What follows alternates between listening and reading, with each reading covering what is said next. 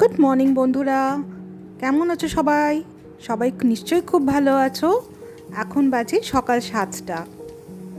তো আজকে ব্রেকফাস্ট বানাতে বানাতে তো ব্লগটা শুরু করে দিলাম। দেখো, ব্রেকফাস্টে আমি আজকে একটা হেলদি রেসিপি শেয়ার করছি তোমাদের সাথে। দেখতে পাচ্ছ পেঁয়াজ কুচি, আদা কুচি আর লঙ্কার কুচি রাখা রয়েছে কেটে।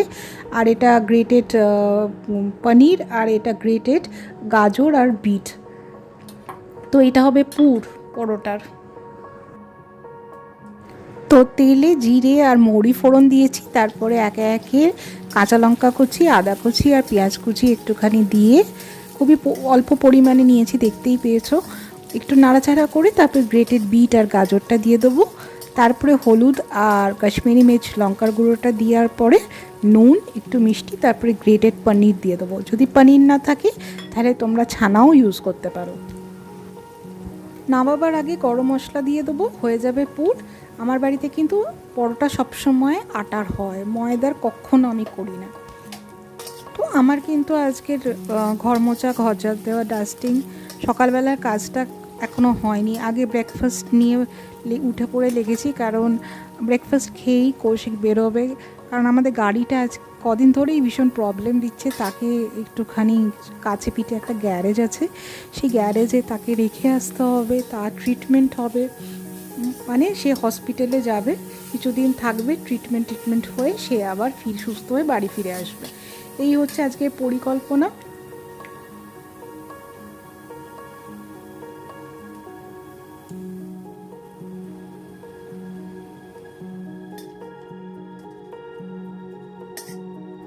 তোমরা দেখবে এবার আমি পরোটা বানাচ্ছি আস্তে আস্তে, পুর ভরে ভরে। এর পরের ঘটনা যা হয়েছে সেটা না বললে তোমরা বুঝতে পারবে না, সেই জন্য বলছি। ব্রেকফাস্টের পরে যথারীতি আমি আমার কাজকর্মে লেগে পড়েছি। তিতান অনলাইন ক্লাস করছিল, আর কৌশিক চলে গেছিলো গ্যারেজে। গাড়িটাকে 2-3 দিন রাখতে হবে, সেই জন্য তাকে রেখে আসতে।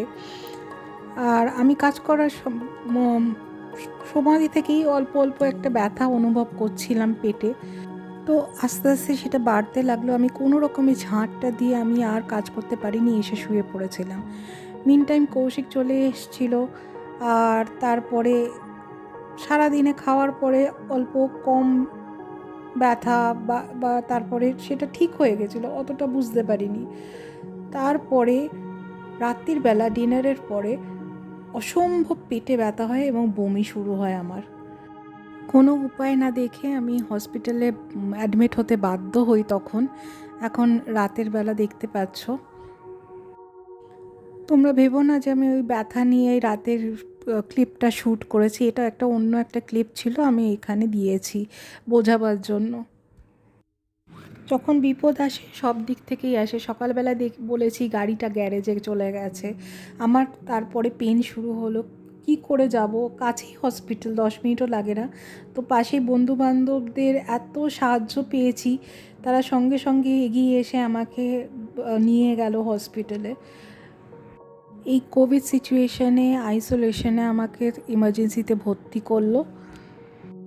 2021 সালের এই রাতটা আমার চিরকাল মনে থাকবে। এখন সকাল 10টা বাজে, আর আমার ওটি আছে বিকেল 4:30। হঠাৎ করে আমার এটা, আমি ভাবতেও পারিনি কোনো দিন আমি এই অবস্থায় শ্যুট করব, ব্লগ করব। তো যাই হোক, সে আমি বোঝাতে পারবো না, এত পেনফুল মানে ছিল জিনিসটা। আমি মানে ভীষণই মানে কষ্টদায়ক যাকে বল। তো যাই হোক, সঙ্গে সঙ্গে আমাদের ওখানে ফ্যামিলি ফ্রেন্ড একজন ডক্টর আছে, গাইনোকোলজিস্ট, সে আমাকে দেখে বললো যে অ্যাপেন্ডিসাইটিসের পেন হচ্ছে এটা। তো এত সিভিয়ার পেন হচ্ছিলো যে আমাকে বললো ইমিডিয়েটলি হসপিটালাইজড হতে। তো সেই কারণেই আমি ভর্তি হয়েছি। তারপরে ইউএসজি করার পরে দেখা গেল অন্য একটা প্রবলেম আছে, সেটাও একসঙ্গে অপারেট করতে হবে। তো দেখা যাক কী হয়। আশা করি তাড়াতাড়ি অপারেশন করে সুস্থ হয়ে যাব, আবার স্বাভাবিক ব্লগ করতে পারবো। আমি কতদিন ব্লগ করতে পারবো আমি জানি না, কারণ আমার রিকভারি টাইম একটা দরকার। সেই অবস্থাতে আমি শ্যুট করতে পারবো কি না সেটা সব কিছু তার উপর ডিপেন্ড করছে। তো দেখা যাক, নিশ্চয়ই আপডেটস দেবো। যত 10টার পরে খেতে বারণ করেছে আমাকে, তো এই আপডেট এখনও অবধি, পরে শেয়ার করছি তোমাদের সাথে। যাই হোক, টাটা। এটা ছিল 2 এপ্রিলের সকালবেলা, আর বাইরে থেকে দেখো হসপিটালে এইরকম ভিউ। কৌশিক শ্যুট করে দিয়েছে, আমার পক্ষে অসুবিধা ছিল, আমি উঠতেই পারছিলাম না। কত বোগেনভিলিয়া, আমার প্রিয় ফুল, দেখে ভালো লাগছিল। তাও একবার উঠে, যখন পেন কিলার চলছিল তাই একটু অল্প উঠে আমি দেখেছি। তো আজকে হসপিটালের লাস্ট দিন, আমার রিলিজ হওয়ার সময় হয়ে এসেছে। হ্যাঁ, আর বিলপত্র সব ক্লিয়ার হয়ে গেছে, জাস্ট নার্সেরা এসে ওষুধপত্র আমাকে বুঝিয়ে দেবে। তো সেই অপেক্ষায় আছি, ড্রেসটা চেঞ্জ করে বেরোবো সেই সব হয়ে গেলে। তো দেখা যাক আর কত টাইম লাগবে। বাড়ি যেতে চাইছি, অনেক দিন বাড়ি ছাড়া, তিতানকে দেখিনি, আমার গাছেদের দেখিনি। তো এই হচ্ছে আপডেট এখনকার পর্যন্ত। বাড়ি যেতে চাই সত্যি মন থেকে, প্রচণ্ডভাবে মনে হচ্ছে এক্ষুনি দুটো পাখা আমার কাছে চলে আসুক আর আমি পাখিদের মতো উড়ে বাড়ি চলে যাই। আমার এই এখন অনুভূতি হচ্ছে। তো ছুটি আমার, বাড়ি যাচ্ছি কোন বোধহয় 7:30 বাজে, খুব ম্যাক্সিমাম হলে। খুব রেস্ট্রিকশনে থাকতে বলেছে, পরে আপডেট দিচ্ছি সব কিছুর। এখন বাড়ি যাওয়ার আনন্দতে আছি, যদিও প্রচুর ব্যথা আছে, তাও সেটার চেয়ে বড় হচ্ছে বাড়ি যাওয়ার একটা আনন্দ। হ্যালো, আবার চলে এসেছি সবার কাছে। আমি না এই ব্লগটা প্রায় 1 সপ্তাহ ধরে কন্টিনিউ করছি, কারণ হসপিটাল থেকে এসে আর বুঝতেই পারছো প্রচণ্ড উইকনেস থাকে। তো সেই অবস্থাতে আমার একটু কথা বলতে অসুবিধা হচ্ছিল। আমার এখন যা আপডেট আমি তোমাদের দিচ্ছি সেটা হচ্ছে শুধু বাথরুম আর এই বেডরুম, এইটুকু আমার চলাফেরার প্রয়োজন মতো, যখন প্রয়োজন হবে তখনই উঠতে পারবো, তার বাইরে নয়। তো একটু বেশি প্রথম এসে গাছেদের প্রতি বেশি ভালোবাসা দেখিয়ে একটু হাঁটাচলা করে ফেলেছি, তো সেই জন্য একটু সমস্যা হয়েছে। অপারেশনের যে আমার কার্ডটা রয়েছে, ও বলে রাখি আমার 2টো অপারেশন হয়েছে। একটা তো অ্যাপেন্ডিক্স হলো, যা আপডেট অনুযায়ী তোমাদের বলছি। একটা অ্যাপেন্ডিক্সের হয়েছে, আর একটা বড় সড়ো সাইজের টিউমার দেখা দিয়েছিল, সেটাকেও অপারেট করে বাদ দিতে হয়েছে। তো একটা ওপেন হয়েছে আর একটা ল্যাপ্রোস্কোপিক হয়েছে। তো তোমরা জানো যে ল্যাপ্রোস্কোপিকে বেশি মানে দিন মানে শুয়ে থাকতে এরকম অবস্থাতে খুব তাড়াতাড়ি হিল হয়ে যায়, সুস্থ হয়ে যাওয়া যায়। কিন্তু ওপেন সার্জারি থাকলে সেটা একটু সমস্যা হয়, একটু দেরি হয়, টাইম লাগে সেটা ইয়ে করতে। তো আমি বাড়ি ফিরে গাছেদের অনেক দিন পর দেখে, তিতানকে দেখে, কৌশিক তো আমার সঙ্গেই ছিল সারাক্ষণ হসপিটালে, তো তাদেরকে দেখে আমি বেশি উৎফুল্ল হয়ে, আনন্দিত হয়ে বেশি একটু বাড়াবাড়ি করে ফেলেছিলাম। তার জন্য আমার যে ডক্টর দিদি, তার থেকে কালকে খুব বকাঝকাও খেয়ে এখন আমি নিজেকে একটুখানি সামলে নিয়েছি। তো ঠিক আছে, এখন দেখতে পাচ্ছ, কথা বলতে পারছি, কিন্তু আমার চলাফেরা নিষেধ, জাস্ট বাথরুম আর বেডরুম, এই হচ্ছে আমার মানে লক্ষণ রেখা যাকে বলে। তো এই আমার আপডেট। তো আস্তে আস্তে হিল হতে টাইম লাগবে। তো আমি বেশি কিছু শ্যুটও করতে পারবো না হয়তো, যদি কৌশিক শ্যুট করে বা তিতান কিছু শ্যুট করে দেয় তাহলেই আমি ব্লগ দিতে পারবো। আপাতত একটু দেরি হবে, গ্যাপে গ্যাপে আসবে, একদম বন্ধ হবে বলছি না, কিন্তু গ্যাপে গ্যাপে আসবে। আর আরেকটা আপডেট হচ্ছে যে